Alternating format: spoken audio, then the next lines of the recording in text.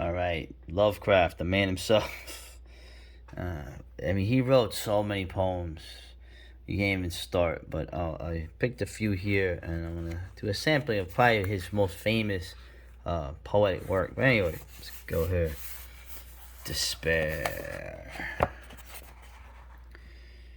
O'er the midnight moorlands crying, through the cypress forest sighing, and the night wind madly flying, hellish forms with streaming hair, and the barren branches creaking, by the stagnant swamp pools speaking, past the shore cliffs ever shrieking, damned demons of despair.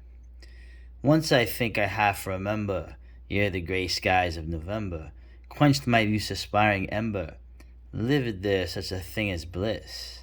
Skies that now are dark were beaming, golden azure, splendid seeming, till I learned that it was all dreaming, deadly drowsiness of this. But the stream of time, swift flowing, brings the torment of half knowing, dimly rushing, blindly going, past the never trodden lay, and the voyager repining, sees the wicked death fire shining, hears the wicked petrels whining, as he helpless drifts to sea. Evil wings in ether beating, vultures at the spirit eating, things unseen forever fleeting, black against the leering sky. Ghastly shades of bygone gladness, clawing fiends of future sadness, mingle in a cloud of madness, ever on the soul to lie. Thus the living, lone and sobbing, in the throes of anguish throbbing, with the loathsome furies robbing, night and noon of peace and rest, up beyond the groans and grating of abhorrent life is waiting, sweet oblivion culminating all the years of fruitless quest. Yeah, my man, upbeat festival. There is snow on the ground, the valleys are cold, and the midnight profound blackly squats o'er the wold, but a light on the hilltop half seen hints of, feasting on hallowed and old.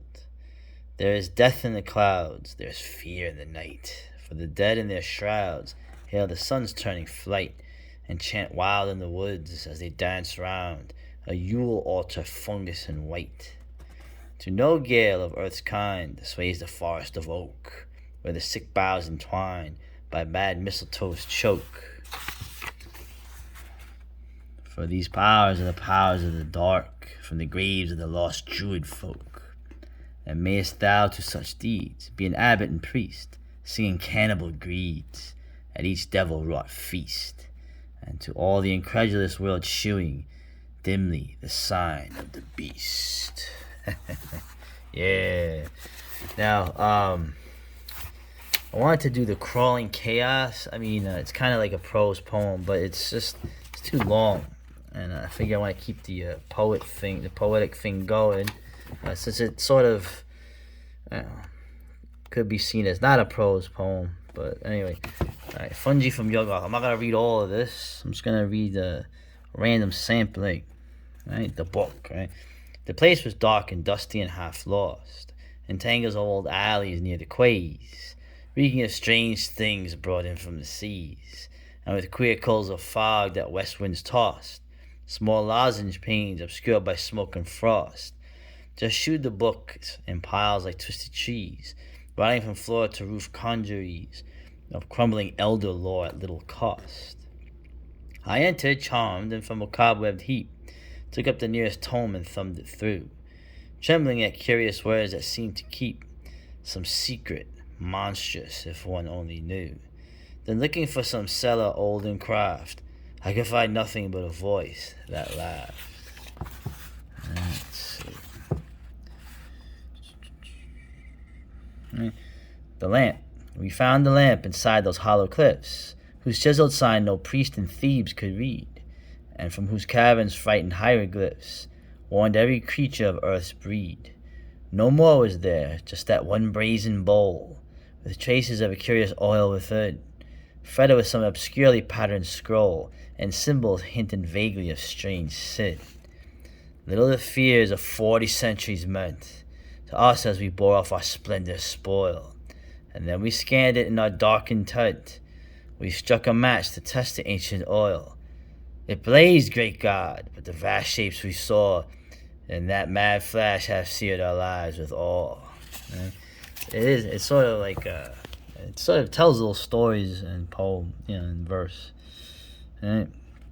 The port. 10 miles from Arkham, I had struck the trail that rides the cliff edge over Boynton Beach, and hoped that just at sunset I could reach the crest that looks on Innsmouth and the Vale. Far out in the sea was a retreating sail, white as hard years of ancient winds could bleach, but evil with some portent beyond speech, so that I did not wave my hand or hail. Sails out of Innsmouth, echoing old renown of long dead times, but now a too swift night. In closing in, I have reached the height whence I so often scan the distant town. The spires and roofs are there, but look, the gloom sinks on dark lanes as lightless as the tomb. Yeah. Let's see, the Howler, right? They told me not to take the Briggs Hill path that used to be the high road through to Zor, for Goody Watkins, hanged in 1704, had left a certain monstrous aftermath. Yet when I disobeyed and had in view the vine-hung cottage by the great rock slope, I could not think of elms or hempen rope, but wondered why the house still seemed so new. Stopping a while to watch the fading day, I heard faint howls as from a room upstairs, when through the ivied panes one sunset ray struck in and caught the Howler unawares. I glimpsed and ran in frenzy from the place, and from a four-pawed thing with human face. Oh, this is cool. Hesperia. The winter sunset, flaming beyond spires, and chimneys half detached from this dull sphere, opens great gates to some forgotten year, of elder splendors and divine desires.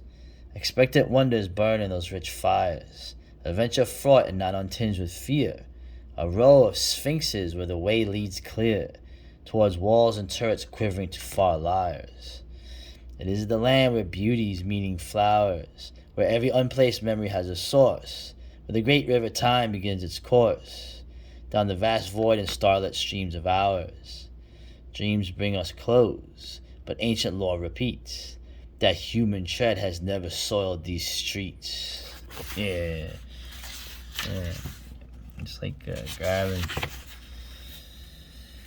Night gaunts.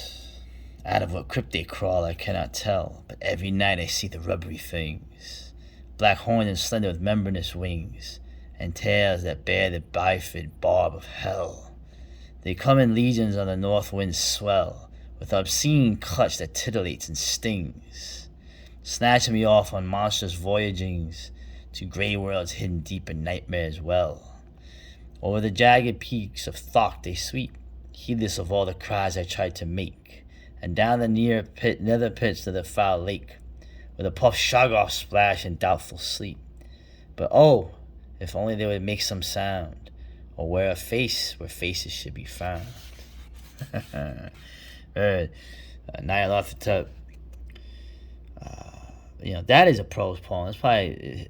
That is definitely a prose poem to me. Anyway, and at last from inner Egypt came the strange dark one to whom the fellas bowed, silent and lean and cryptically proud, and wrapped in fabrics red as sunset flame. Throngs pressed round, frantic for his commands, believing could not tell what they had heard, while through the nation spread the awestruck word that wild beasts followed him and licked his hands. Soon from the sea a noxious birth began, forgotten lands with weedy spires of gold. The ground was cleft and mad auroras rolled down on the quaking citadels of man. Then crushing what he chanced to mold and play, the idiot chaos blew earth's dust away. Yeah, sit for you. Yeah, Funji from Yugoth, man. You just keep going here. Let's see. Nostalgia. Oh boy. Once every year in autumn's wistful glow, the birds fly out over an ocean waste, calling and chattering in joyous haste to reach some land their inner memories know. Great terraced gardens where bright blossoms blow, and lines of mangoes luscious to the taste, and temple groves of branches interlaced, over cool paths all their vague dreams shoot. They search the sea for marks of their old shore, for the tall city white and turted, but only empty water stretched ahead, so that at last they turned away once more. Yet sunken deep where alien polyps throng, the old towers missed their lost, remembered song. Let's see. Alienation. His solid flesh had never been away, for each dawn found him in his usual place. But every night his spirit loved to race through gulfs and worlds remote from common day. He had seen Yadif, yet retained his mind, and come back softly from the Guric zone, when one still night across cursed space was thrown, that beckoning piping from the voids behind. He waked that morning as an older man, and nothing since has looked the same to him. Objects around float nebulous and dim, false, phantom trifles of some vaster plan. His folks and friends are now an alien throng, to which he struggles vainly to belong. Yeah. It's very chilling, huh? Let's see. Yeah, and there's let's see. That's Funji from Yoga. Just some selections, I think they actually sell it by itself. There was one more here. I guess I'll do this as a little segue. And a sequestered providence churchyard where once Poe walked. Right? Eternal brood, the shadows on this ground, dreaming of centuries that have gone before. Great elms rise solemnly by slab and mound, arched high above a hidden world of yore. Round all the scene a light of memory plays, and dead leaves whisper of departed days, longing for sights and sounds that are no more. Lonely and sad, a spectre glides along, aisles where of old his living footsteps fell. No common glance discerns him, though his song peals down through time with a mysterious spell. Only the few who saw his secret know. Espy amidst these tombs the shade of Poe. Yeah, so he wrote a lot of poetry. Not all. That was the macabre poetry, but he wrote like all kinds of poems. And Lovecraft. I mean, it needs. There's nothing else that needs to be said. And there's a lot. This is actually, I guess, the book real quick. I'll go over this one here. Is like a British book. This is a lot of some of the more obscure stuff. It's actually pretty good edition. I was gonna go over it, but I ran out of time. So in the back, they reproduce supernatural horror literature. They actually have an article about how the Lovecraft stuff went to England. It's interesting, kind of a lot of legal stuff, But yeah, I remember Lovecraft. He hated free-verse poetry. He used to knock on one of my favorite poets, T.S. Eliot. The Wasteland. That was like anathema to Lovecraft. Although I loved the Wasteland, and I loved Funji from Yogoth and his stuff too. So isn't that amazing? So, all right, let's go to probably the original Decadent.